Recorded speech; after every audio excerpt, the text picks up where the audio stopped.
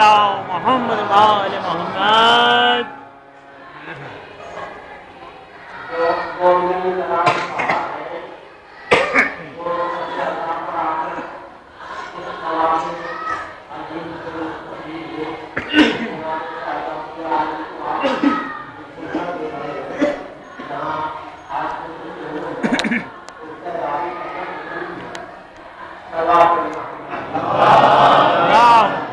صلی علی محمد و آل محمد.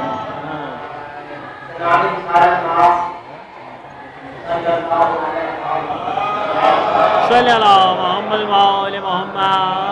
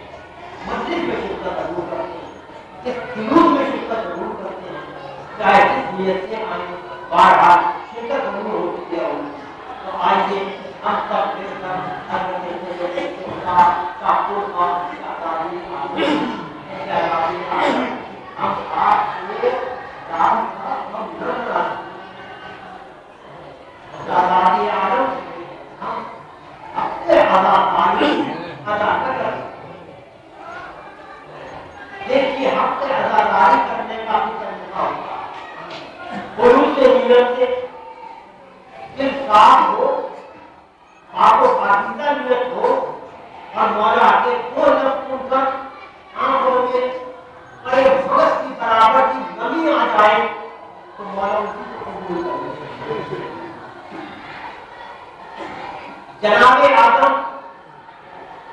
پھر آگے جناب اقبال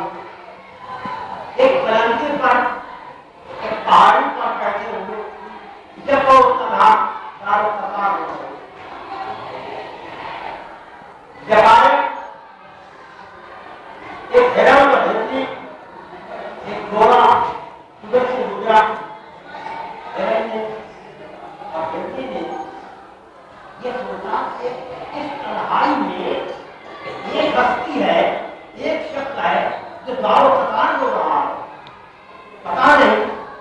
کیا پریشانی ہے کیا دل معمول ہے کیسا دل معمول ہے کیسی پریشانی ہے جو تنہائی میں بیٹھ کر دارو قطار ہو رہا ہے چلو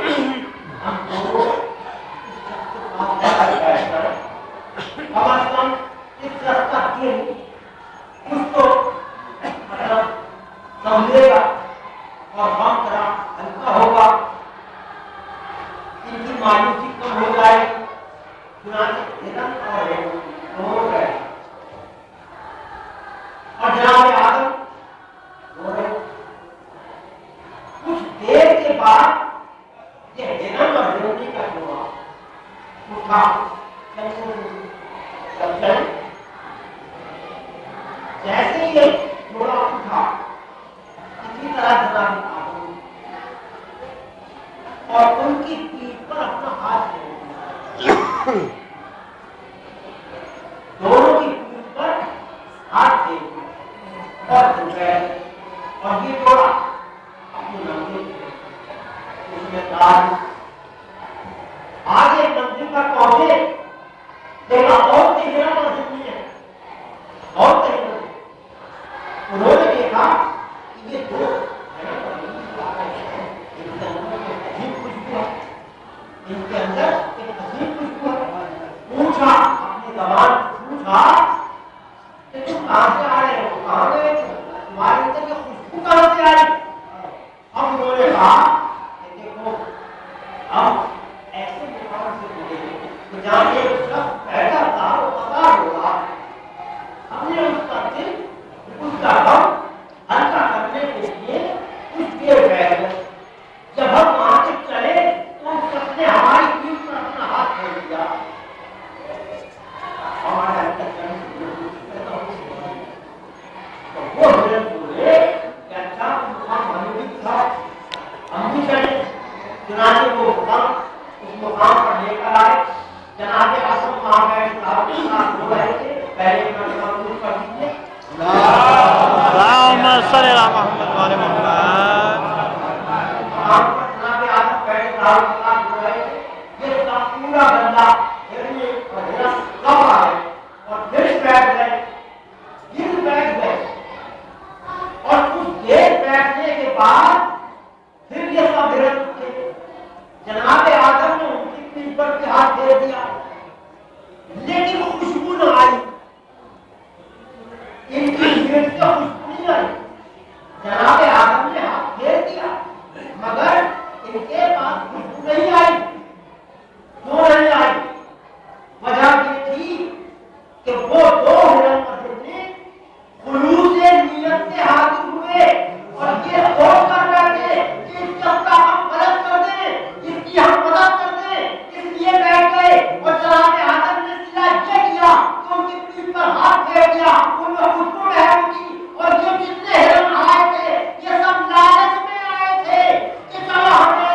ہمارے اندر بھی جب ہماری پیٹھ پر ہاتھ پھیرے گا تو ہمارے اندر بھی خوشبو پیدا ہو جائے گی صلوات پڑھیے اللهم صل على محمد وعلى محمد جب ہم گھر سے چلے تو یہ سوچ کر چلے کہ ہم مولا کی پرسداری کے لیے جا رہے ہیں ہم مولا کا ذکر سننے کے لیے جا رہے ہیں ہم مجلس میں شرکت کرنے کے لیے جا رہے ہیں اور گھر سے اس انداز سے اس جگہ جہاں اداکاری ہو رہی ہے جہاں مجلس ہو رہی ہے اس انداز سے چلے کہ دیکھنے والا یہ سمجھے کہ یہ حسینی آ رہا ہے یہ حسینی آ رہا ہے یہ شیعہ آ رہا ہے یہ محب اہل بیت آ رہا ہے ہمارا کردار ہمارا عمل ہمارا طریقہ ہماری جان بات ایسی ہونی چاہیے کہ دوسرا دیکھ کر ہمیں حیرت زدہ ہو جائے ارباب ادا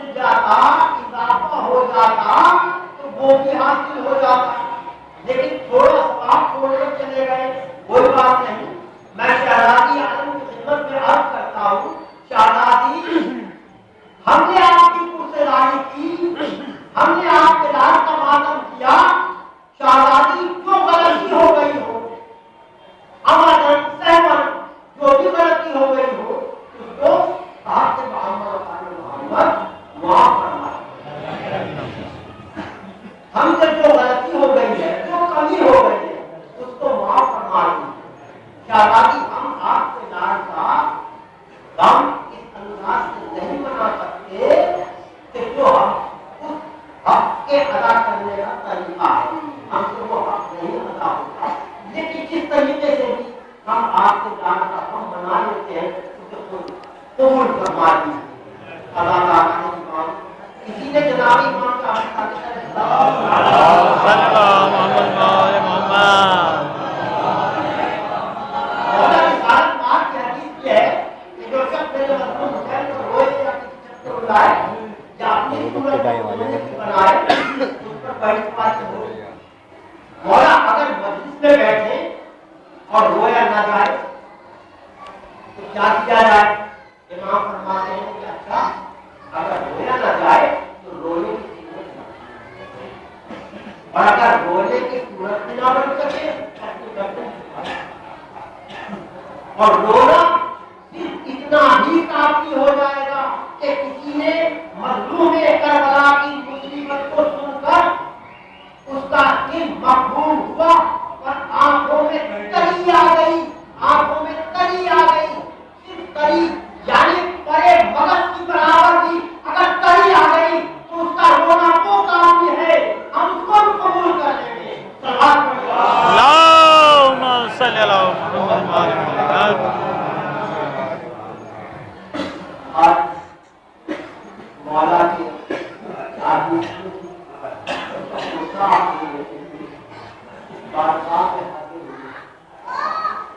اللہ تعالیٰ نے امام کس طرح مولانا کو دیا جائے اور کس طرح مولانا کا ہم منایا جائے یہ ہماری قوت سے باہر اللہ تعالیٰ نے امام جب اہل حرم کو جدید کا دلا کیا جناب سید سرکار جب فرمایا کہ لگ ہے رسول کو ان سے بات ہوئی جناب سید سرکار جناب زینب کے پاس آئے اور آ کر ہم سید کو جدار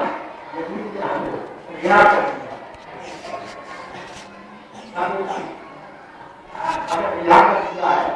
تو جدید کے طور صحیح کو مکان کا مل جائے تاکہ ہم اس مکان میں بیٹھ کر اپنے شہیدوں کا غم منائیں ماتم کریں ان پر اعتبار ہو جب سے ہم حسین سے ہم پوچھے ہیں شہید کربلا کی لاشوں کی بے حرمتی جو کی گئی ہے ہمارے دل میں اتنی گنجائش نہیں کہ ہم کسی اونچی اپنے بڑی کو چلے جائیں پہلے ہم غم منائیں اور اللہ تعالیٰ نے امام جناب زینب نے ایک مکان خالی کرایا اور اس میں شہدا کا ماتم کیا غم منایا اور جناب سید سرکار کو اٹھا کر کہا بیٹا جب تمہیں تمہارے باپ کا کرتا دیکھ رہا ہے اللہ تعالیٰ نے امام جناب سید سرکار کو جلال کرتا ہم کو وقت آیا کہ یہ آگ بعد رسولے کی سن کے روانا ہوا بشیر نے جنگل سے کہا کہ دیکھو جہاں کی جو جھوٹے روکنا جہاں آگے بڑھے تو بڑھنا جب اور سختی نہ ہونے پائے اب تاکید کر میں کہوں گا اے یزید یہ وہی بیویاں ہیں یہ وہی اسیر ہیں کہ جو بچہ روتا تھا تو اس کو صرف تماشے لگاتا تھا اب تو یہ کہہ رہا ہے کہ جہاں یہ روکے روک دینا رک جائے اللہ تعالیٰ نے امام جب آپ جاتے جب مدینے پہنچا تو بشیر سے جا کر محلے بنی ہاشم نے اعلان کیا اے بنی ہاشم سے رہنے والوں محلے بنی ہاشم سے رہنے والوں حسین کا قافلہ واپس آ رہا ہے حسین کا لٹا ہوا قافلہ آ رہا اللہ تعالیٰ نے امام یہ سن کر جناب ام البنین دروازے پر آئی اور جناب فاطمہ کبریٰ دروازے پر آئی پوچھا اے بشیر کیا کہہ رہا ہے حسین کا لٹا ہوا قافلہ آ رہا ہے سب مدینے والے واپس آ رہے ہیں اللہ تعالیٰ نے امام آخر یہ بتا بشیر کہ کیا ہوا کیا پریشانی تم پر گزری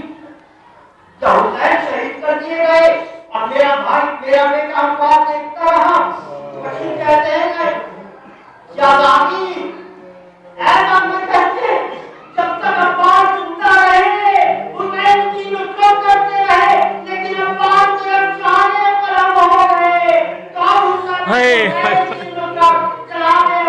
کس طرح کرتے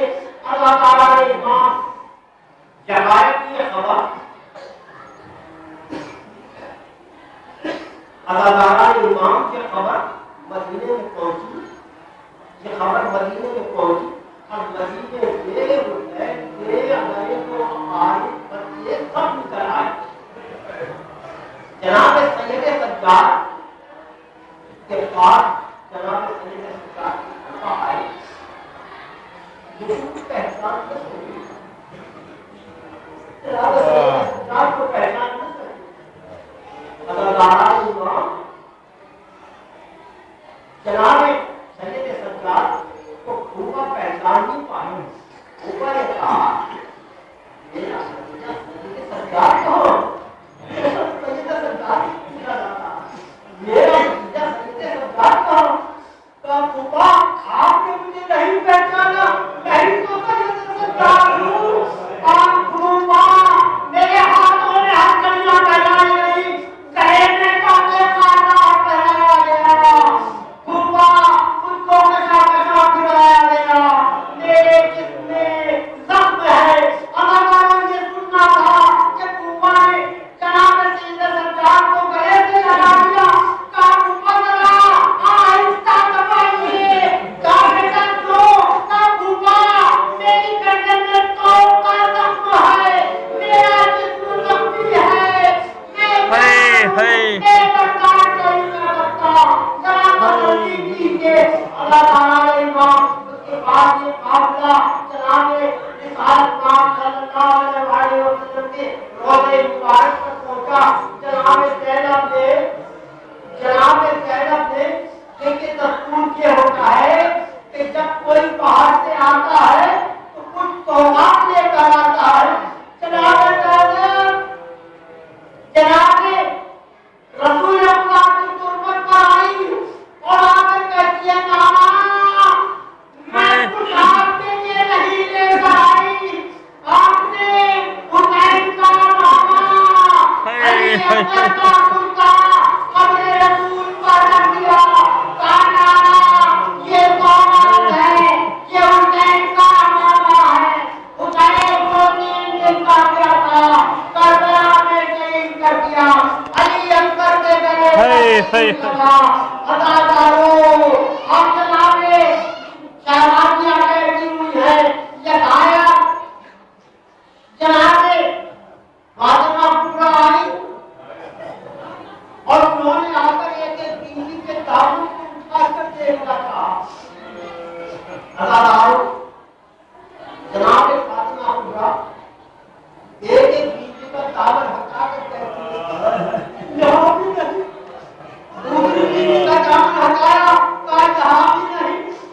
تیسری بیوی کا دامن اٹھا کر دیکھا چادر ہٹا کر دیکھی کہا یہاں بھی نہیں. جناب زینب نے پوچھا اے کبریٰ کہاں دیکھ رہی ہو. کہا میں اپنے بھیا علی اکبر کو دیکھ رہی ہوں. سکینہ کو دیکھ رہی ہوں. دونوں میں دیکھ بھی نظر